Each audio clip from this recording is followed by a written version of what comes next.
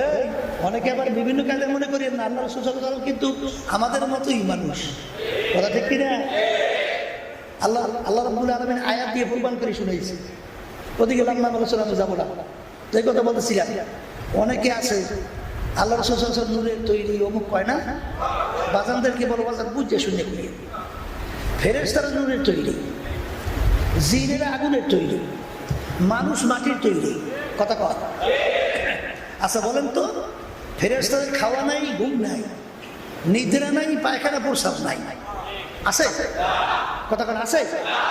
আচ্ছা তাহলে বলেন তো, নবী যদি নূরের তৈরি, আল্লাহ রাসূল সাল্লাল্লাহু আলাইহি ওয়াসাল্লামের কি খানা পিনা নাই? বাচ্চা কাচ্চা নাই? সন্তানাদি নাই? ফেরেশতারা আছে? হ্যাঁ, তাই নূরের তৈরি কে? ফেরেশতা। কথা বুঝছেন? তাই চরিত্রের লাগে আল্লাহ হাবিবের চরিত্র মেলে? আচ্ছা মানুষের বাচ্চা কাচ্চা হয়? আল্লাহ রাসূলের? কথা কইয়ে বোকামি স্বর্গে অনেকে আমরা আছি। তা কি আল্লাহর বান্দারা, যদি কোনো বর্মেয়া হয়, সে যদি আমার পক্ষের হয়, তাহলে আমার দাম বাড়ে না? কথা বলে দাম বাড়ে না? অমুক চেয়ারম্যান আমার মামা, এর অর্থ কি দাম বাড়াইছে? এই প্রধানমন্ত্রী আমার খালা, দাম বাড়াইছে? বাড়াইছে বাড়াইছে বাড়াইছে। এই প্রধানমন্ত্রী দেশে হইলেও দাম বাড়ে। কল আমি গোপাইলে, আমি গোপাই, কথা ঠিক? আমার বাড়ি গোপালগঞ্জ, কয়টা দাম বাড়ায়, কি বাড়ায়? তাই আল্লাহর নবী যদি নূরের তৈরি দলে ভরিয়ে যায় ফেরেশতা, তাহলে তোমার দাম বাড়ছে না কমছে? কথা কেন না? এই নবীকে যদি আমার পক্ষে রাখে তো আমাদের দাম বাড়বে। ঠিক এই জন্য বাজানদেরকে বলবো, লম্বা আলোচনার মধ্যে যাবো, সংক্ষেপ বলতেছে। আল্লাহ রাসূল সাল্লাল্লাহু আলাইহি ওয়াসাল্লাম চলতেছে যেখানে কেউ নাই, আছে? কেউ নাই। আল্লাহ রাসূল সাল্লাল্লাহু আলাইহি ওয়াসাল্লাম একা চলবে, কেমনে চলবে? আল্লাহ রাসূল সাল্লাল্লাহু আলাইহি ওয়াসাল্লাম ভয় ভয় ভয় ভয়। আল্লাহ রাব্বুল আলামিন তার সবচেয়ে কাছের সাথী আবু বকর সিদ্দিক রাদিয়াল্লাহু তাআলা আনহু, তার আওয়াজ আল্লাহ তার কানে পৌঁছে দিয়েছে। আবু বকর সিদ্দিক রাদিয়াল্লাহু তাআলা মনে করলেন আমার না, আল্লাহ রাসূল সাল্লাল্লাহু আলাইহি ওয়াসাল্লাম মনে করলেন যে আমার সঙ্গে আবু বকর আছে। ঠিক, তাহলে বোঝা গেল যেখানে ফেরেশতা পৌঁছতে পারে সেখানে মানুষ পৌঁছে, ঠিক কিনা? এই জন্য আমার বাচ্চাদেরকে বলবো, পর্দালে মা বোনদেরকে বলবো, ইয়া আইয়ুহাল্লাযীনা আমানু দুখুলু ফিস সিলমি কাফা, দিনের ভিতরে পুরোপুরি ঢোকো। ব্যক্তিগত জীবন থেকে শুরু করে, পারিবারিক জীবন থেকে শুরু করে, সামাজিক জীবন থেকে শুরু করে, আন্তর্জাতিক রাজনৈতিক সুরাতে সিরাতে কামাইতে খরচে, রাজনৈতিক জীবনে সর্বক্ষেত্রে আল্লাহ এবং আল্লাহর রাসূলের নির্দেশ অনুযায়ী চলার নাম, চালাবার নামই হলো মুসলমান।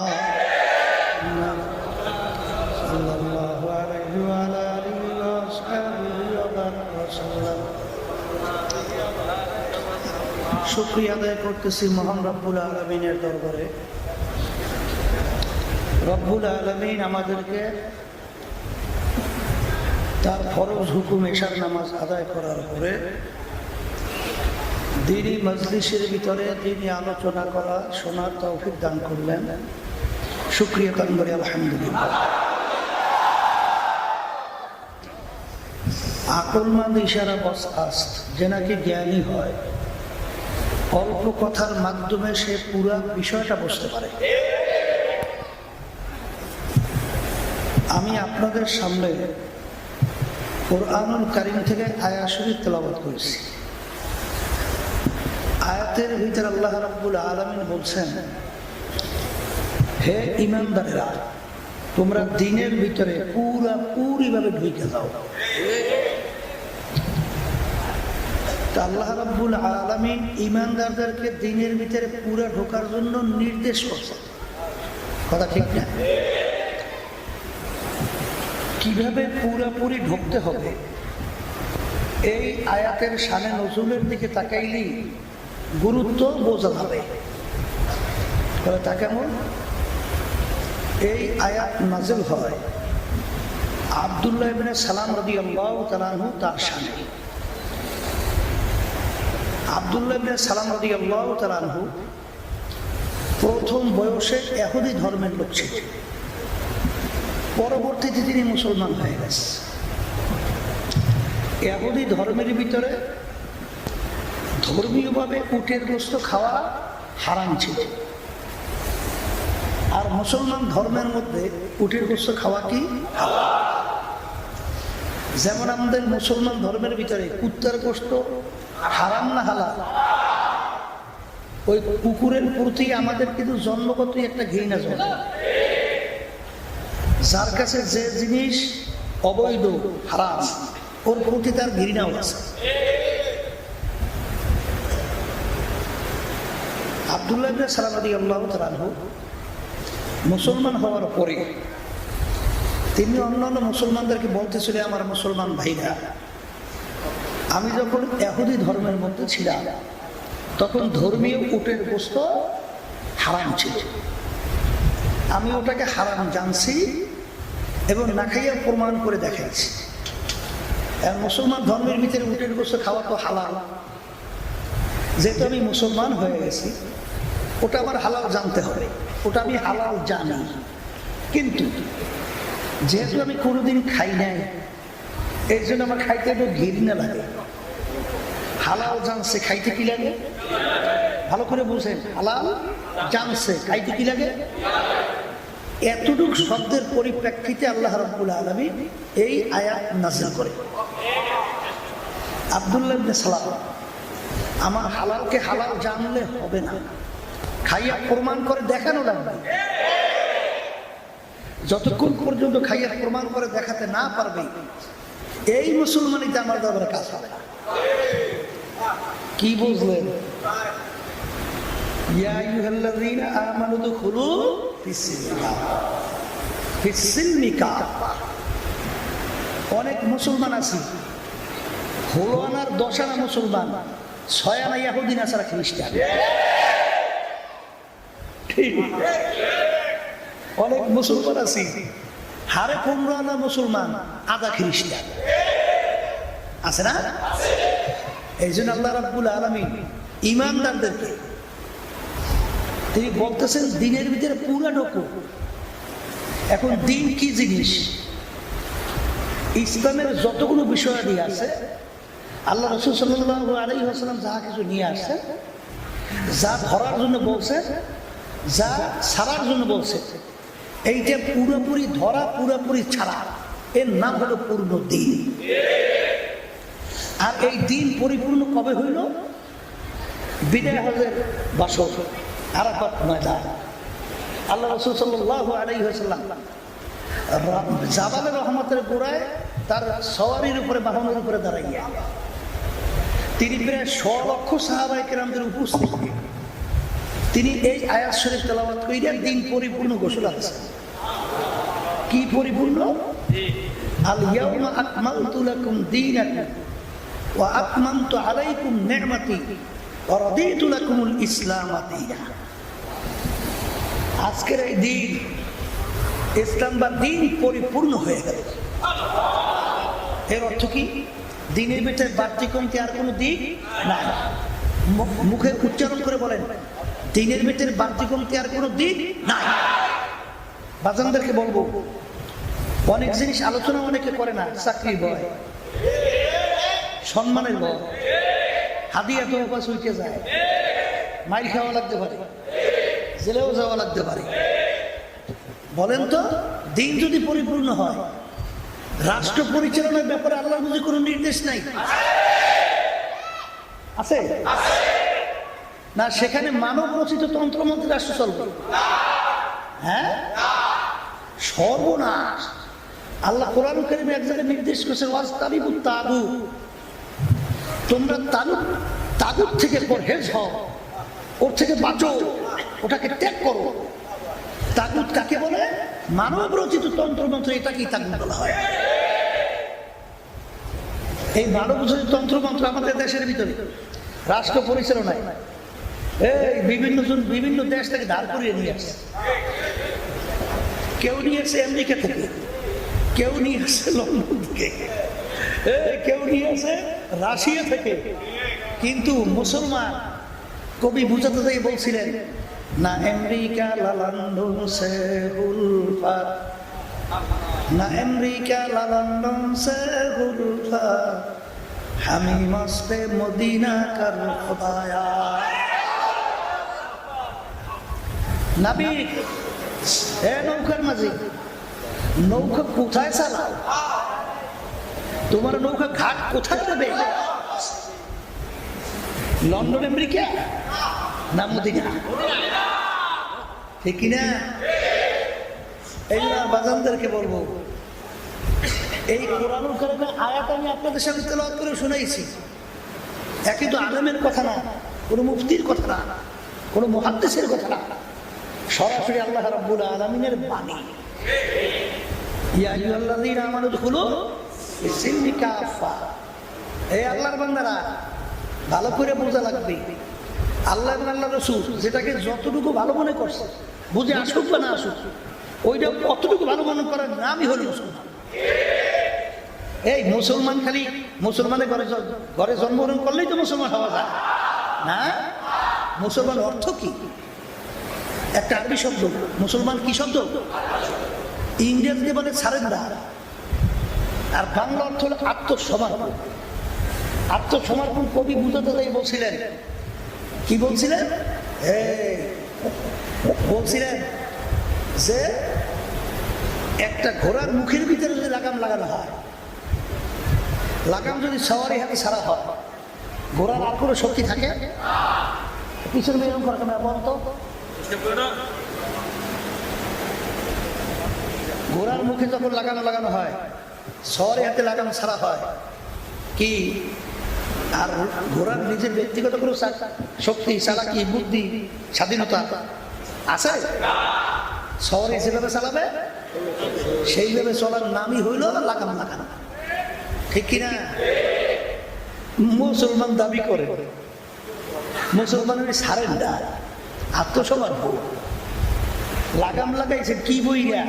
কালেমাটি ওয়ালা ইলাহা ইল্লাল্লাহু মুহাম্মাদুর রাসূলুল্লাহ, লা মাহবুবা ইল্লাল্লাহ, লা মাকসুদা ইল্লাল্লাহ, লা খালিকা ইল্লাল্লাহ, লা মাশুকা ইল্লাল্লাহ, লা ইলাহা ইল্লাল্লাহ। উজানির কারি ইব্রাহিম সাহেব রাহমাতুল্লাহ আলাইহি তিনি বলছিলেন, বাবা লাখ তরোয়ার হাতের ভিতরে নেও, লাখ তরবারে নিয়ে এরকম আগাছাগুলো কাটতে থাকো।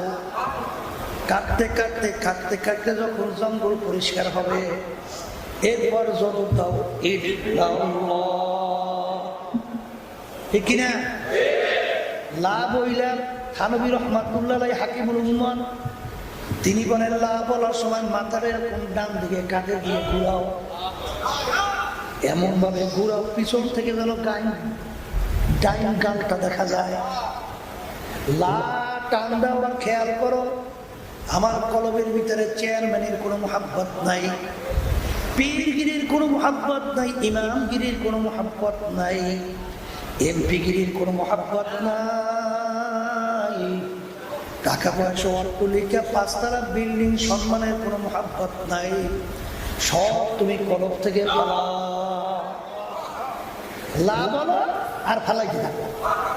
ফালাইতে ফালাইতে ফালাইতে এক সময় এমন একটা অবস্থান তৈরি হবে, এরপর জবাব দাও ইল্লাল্লাহ। মুসা আলাইহিস সালাতু ওয়াস সালাম বলে, রব্বুল আলামিন আপনি আমাকে এমন একটা দোয়া, এমন একটা কালিমা শিক্ষা দেবেন যেটা আপনার ভিতরে আমার ভিতরে স্পেশাল, আপনার মধ্যে আমার মধ্যে একমাত্র আকাশুল খাস। ঠিক না? আল্লাহ রাব্বুল আলামিন বলে, এ মুসা তুমি বেশি বেশি বলো লা ইলাহা ইল্লাল্লাহ, লা ইলাহা ইল্লাল্লাহ, লা ইলাহা ইল্লাল্লাহু মুহাম্মাদুর রাসূলুল্লাহ। সাল্লাল্লাহু আলাইহি ওয়াসাল্লাম। মুসা আলাইহিস সালাম বলে, রব্বুল আলামিন, আপনার কাছে বললাম স্পেশাল আপনার আমার মধ্যে এই কেমন কালিমা শিক্ষা দেন, এটা দিয়ে সবাই পড়ে, এই স্পেশাল হলো কিভাবে? আল্লাহ রাব্বুল আলামিন বলে, ও জামানার নবী মুসা, তুমি যদি জানতা এই কলেমার কত মূল্য, তাম দুনিয়া তাম সবকিছু যত কিছু আছে সব যদি এক পাল্লায় রাখা হয়, আর এই কালিমাকে যদি শুধু একটা পাল্লায় রাখা হয়, এই কালিমার এত ওজন, ওই কালিমার ওজনে পাল্লা কালিমার ডাইবা যাইবে। কথা ঠিক না? এই জন্য হাদিসের ভিতরে আসছে, যদি লা ইলাহা ইল্লাল্লাহ হাক্কান ফাদাখালাল জান্নাহ, কেউ যদি লা ইলাহা ইল্লাল্লাহ তার হক সহকারে আদায় করতে পারে, সে বেহেশতের ভিতরে যেতে পারে। কথা ঠিক না? এই জন্য বাজানদেরকে বলবো, কালিমা তো সবাই পড়ছি, মুসলমান তো দাবি করি, কিন্তু দু কিস্তি পর পারা দে না চেরা যায়। কি বুঝলেন? দুই নৌকার ভিতরে দুই পা রাখছে, নৌকা যখন দুই দিকে সরতে থাকবে, বলেন তো মাঝখানে খাইয়া ধ্বংস ছাড়া কোনো গতি আছে? এক শ্রেণী আমার বাবারা আছে, মাছ দিতে আসছে সেজদায় আল্লাহকে খুশি করার জন্য, সেজদা আল্লাহকে খুশি করার জন্যই দেয় না, ঠিক কিনা? আবার আলহামদুলিল্লাহ কোরআন করে তেলাওয়াত করে, দান সদকাও কম করে না, যাকাতও দেয়, এটা ভালো, খারাপ না। কিন্তু ওদিকে আবার দুনিয়ার নেতাদেরকে খুশি করার জন্য হ্যাঁ আবার ভাব দেয়। কথা কর আছে না নাই? দুনিয়াও খুশি রাখে, আল্লাহরও খুশি রাখে। আল্লাহ খুশি ভাগো, এর একের খুশি দরকার, তোমার খুশি আল্লাহর খুব দরকার, ঠিক না? এইসব পাগলামে শিখেছে কে? শিখছেন কোথায়? আল্লাহ রাসূল সাল্লাল্লাহু আলাইহি ওয়াসাল্লাম বলেন, আমার সাহাবায়ে কেরাম, দুনিয়া এবং আখিরাত কাযুল্লাতাইন, দুই সতীনের মতো। দুই, আচ্ছা বলেন তো এমন কোন বেটা আছে দুই স্ত্রীর একসঙ্গে খুশি রাখতে পারে? একটা বেটা বের করেন তো ভালো লাগে। এক সতীনের খুশি করলে আর এক সতীন বেজার হবেই হবে, খুশি একসঙ্গে রাখা যায় না। আল্লাহ রাসূল সাল্লাল্লাহু আলাইহি ওয়াসাল্লাম বলেন, তুমি আখিরাতের খুশি রাখবা, দুনিয়াও খুশি রাখবা, কোনোদিন সম্ভব না। আখিরাত খুশি করবা, দুনিয়া বেজার, দুনিয়া খুশি করবা, আখিরাত বেজার, ঠিক? এখন কইতে পারে হুজুর যে আলোচনা করে, তাহলে আমরা দুনিয়া সাইরে মাইরে সব জঙ্গলে যাবো না? না না না, বোঝা লাগবে। নামি গুয়াম কে আজ দুনিয়া জুদাবাস, নামি গুয়াম কে আজ দুনিয়া জুদাবাস, ভার করে কে বাসিবা খোদাবাস। আল্লাহ রাব্বুল আলামিন কিন্তু বলেন নাই দুনিয়ার ব্যবসা বাণিজ্য, চাকরি, সংসারাদি, বাচ্চা কাচ্চা, বউ ভালাই জঙ্গলে যে আমার ইবাদত করো, এটা আল্লাহ চায় না। আল্লাহ চায় তোমার ব্যবসা বাণিজ্যও ঠিক থাকবে, তোমার সামাজিকতাও ঠিক থাকবে, তোমার সংসারও ঠিক থাকবে, এর মধ্যে আল্লাহকে ভোলা যাবে না। কাকে ভোলা যাবে না? আল্লাহকে ভোলা যাবে না। এইভাবে দুনিয়ায় চলতে হইবে, ঠিক না? এই জন্য আমার আব্বাজান অনেক সময় উদাহরণ দিতেন, মোমেন্টা দুনিয়ার ভিতরে চলা লাগবে বাইনাসের মতো। বাইনাস গ্রামে তো বুঝেন বাইনাস, আমরা কি কথা জানি না, বিভিন্ন জায়গায় অন্য অন্য কিছু কয়। বাইনাস থাকে কাদার মধ্যে, কোন জায়গায়? আচ্ছা বলেন তো, থাকে কাদায়, ওর কাদা কি গায়ে লাগে? কেমনে কেমনে বাঁচলো? থাকে তো কাদার মধ্যে, কিন্তু কাদা তো গায়ে নাই। মোমের বন্দাবান্দি থাকে দুনিয়ার মধ্যে, কিন্তু আল্লাহর ফজল ও করমে দুনিয়া তাদের গায়ে লাগে না। অর্থাৎ 3.5 বডির কন্ট্রোল রুম কলবের ভিতরে জায়গা হয় না। ঠিক, এই কলবটাই হলো মূল। মানুষ কাকে বলে? এই মূল কলবটা যার ঠিক, এইটা মানুষ। এই কলব যার ঠিক নয়, ওরা মানুষ নামে পশুর চেয়েও নিকৃষ্ট। ঠিক, আল্লাহ রাসূল সাল্লাল্লাহু আলাইহি ওয়াসাল্লাম বলছেন, কি বলছেন? আর শয়তানু জাসিবুন আলা কলবি বানি আদম। তাহলে বুঝা গেল ইদা মোট কথা, হ্যাঁ, যে না না ওটা যাই হোক, যে প্রত্যেকটা মানুষের ভিতরে একটা গোশতের টুকরা আছে। গোশতের টুকরা যখন ভালো হয়ে যায়, তখন ওই মানুষটা পুরা ফেরেশতার চেয়ে সম্মানিত হয়। যেখানে ফেরেশতা পৌঁছতে পারে না, সেখানে এক শ্রেণী আল্লাহর বান্দাবান্দি পৌঁছা যায়। যায় যায় যায়, বলে কেমনে যায়? আল্লাহ রাসূল সাল্লাল্লাহু আলাইহি ওয়াসাল্লাম সবে মেয়েরাজ গেছে, গেছে রে। সঙ্গী ছিল কিনা? জিবরাইল আলাইহিস সালাতু ওয়াস সালাম। সঙ্গী কিনা? দুইজন চলতেছে। একটা জায়গায় যাওয়ার পরে জিবরাইল আলাইহিস সালাতু ওয়াস সালাম বলতেছেন, ইয়া রাসূলুল্লাহ, হাবিবাল্লাহ, এখন আপনার সামনে একা চলা লাগবে, আমার শক্তি এক পাও দেওয়ার নাই, যদি এক পা বাড়াই জইলে হইলে শেষ। এখন আল্লাহ রাসূল সাল্লাল্লাহু আলাইহি ওয়াসাল্লাম একা হইছে না? আল্লাহ সবচেয়ে নৈকট্যের ফেরেশতার নাম কি? জিবরাইল আমিন। এখন সে যাইতে পারে না, যায় কেডা? মানুষ। কথা কয় না? আমার আব্বা জান রাহমাতুল্লাহ আলাইহি বলতেন, বাজান কোন দলাদলি বুঝি না, আমাকে গালি দিলেও কিছু আসে যায় না, কারণ বাজার আমার কবরে আমি যাব, তোমার কবরে তুমি যাবা, তোমার কবরের প্রশ্নের উত্তর তুমি দেবা, আমার কবরের প্রশ্নের উত্তর আমি দেব। চরমনায় পুরান মুজাহিদরা মনে আছে, আমার আব্বা রাহমাতুল্লাহ আলাইহি বলছিলেন, আজকে বাংলাদেশ ও তাম দুনিয়ার ভিতরে লক্ষ লক্ষ মানুষ, কোটি কোটি মানুষ আমার জন্য আজকে মহাব্বতে অস্থির।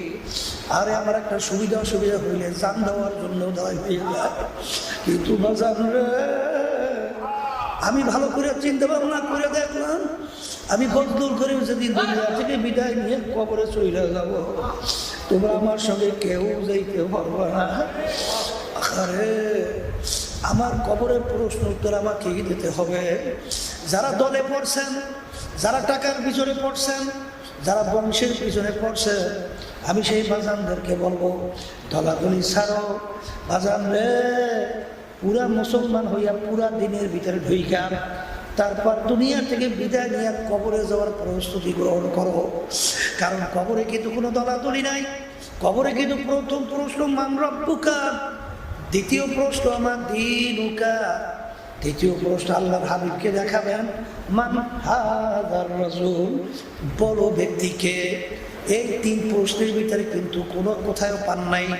তুমি চরমনায়ের লোক কিনা, তুমি সারসিনার লোক কিনা, তুমি জয়পুরের লোক কিনা, তুমি আওয়ামী লীগের লোক কিনা, তুমি বিএনপির লোক কিনা, তুমি জাতীয় পার্টির লোক কিনা, তুমি বড় বংশের না খারাপ বংশের, তুমি সুন্দর না কালো, শিক্ষিত না অশিক্ষিত, এই পরিচয় কিন্তু কবরে পড়ছে নাই।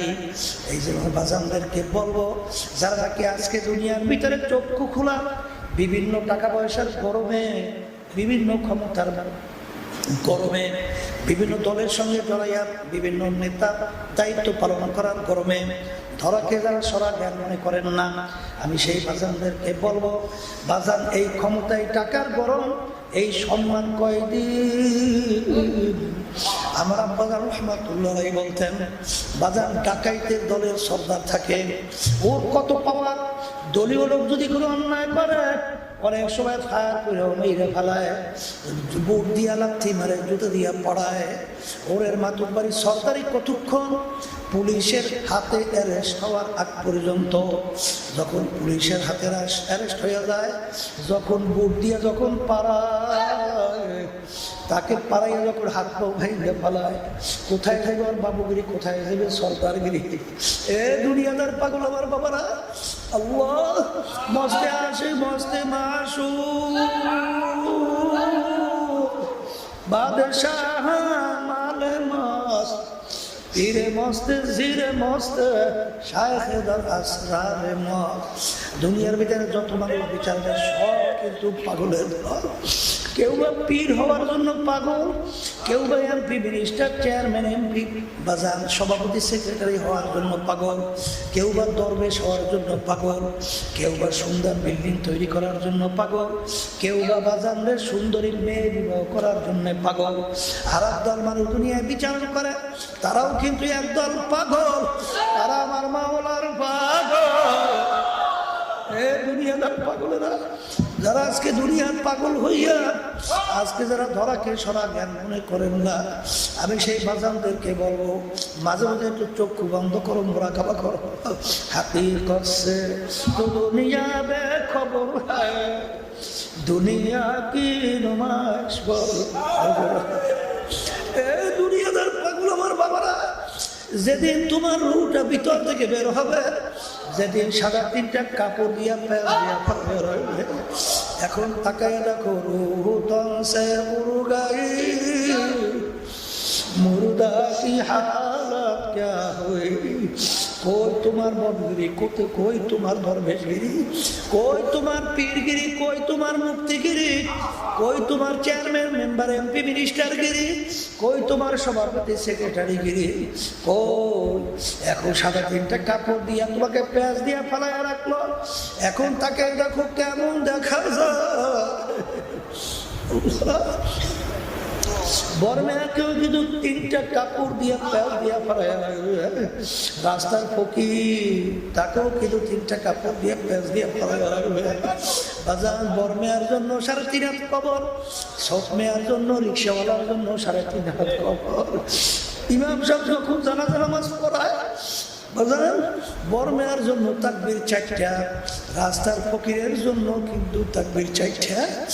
আরে এই অবস্থায় কবরে রেখে আসবে, এখন কবরের অবস্থার দিকে তাকাইয়া দেখো, যদি আমার মাওলার হুকুম নবীর তরিকা অনুযায়ী না চইলা যদি ওই কবরের ভিতরে সবাই শুয়ে বসো, আমার মালিক যখন ফেরেশতাদের মাধ্যমে প্রশ্ন করবে, যখন জবাব দিতে পারবে না, আল্লাহ রাব্বুল আলামিন ডাকতে বলো ফেরেশতারা নাফরমান আমার সমস্ত নেয়ামত ভোগ কইরা আমার হুকুম পালন করে নাই, প্রশ্নের উত্তর ঠিক হয় নাই, বেহেশত জাহান্নামের মধ্যে কবরে সংযোগ কইরা দেয়। আল্লাহ প্রেমে সবাইকে মাফ কইরা দিয়ে এ কবরের মাটি 2 বার থেকে এমন ভাবে চাপ মারো,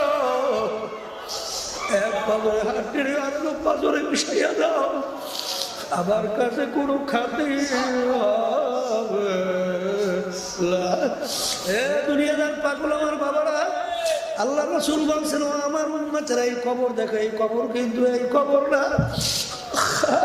আল কবর রাউযাতুম মিন রিয়াদিল জান্নাহ আও হুফরাতুম মিন হুফারিল্লাহ।